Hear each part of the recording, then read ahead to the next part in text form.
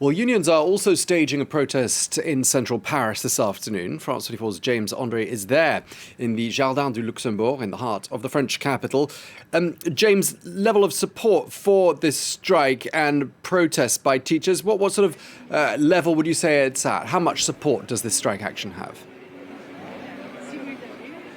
Well, as you can see behind me, there are many protesters and people are converging here. The march is due to start shortly. Now, according to the unions, the teacher unions, 75% of teachers are taking part in this strike and half schools are closed. Now, according to the ministry's figures, it is 38.5% of teachers who are striking. But in any case, what we are seeing here is indeed all these trade unions that are assembled here for this march. There are 7 of them calling for this protest, and we are seeing pretty massive mobilization.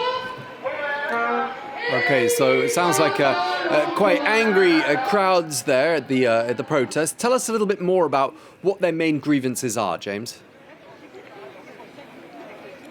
Well, what they say is that basically the sanitary protocol that's been implemented in schools is, for starters, confusing. What they want is something more secure. What the government's been trying to do for the past few weeks now is to make things easier for the pupils, for the parents, in order to make sure that classes can remain open. Now, the problem is the teachers are pointing to the fact that this means more risk for them and for the children. What they're saying is that they want a return to the initial sanitary protocol that was implemented before, which meant that as soon as one child in a class was positive to Covid-19, the class would close down. Right now, the system is that indeed the pupils must be tested first they need to be tested 3 times within a few days in order to be able to return to class. They are tested every 2 days. Now, of course, this is confusing and has been changing over the past few days, but of course, when it comes to the parents or the government, what they want is the class remains open pretty much at all costs. The government has said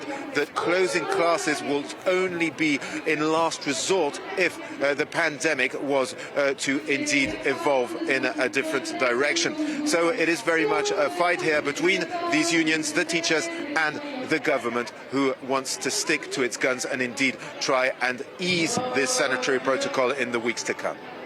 Okay, well, thank you very much indeed for bringing us up to speed.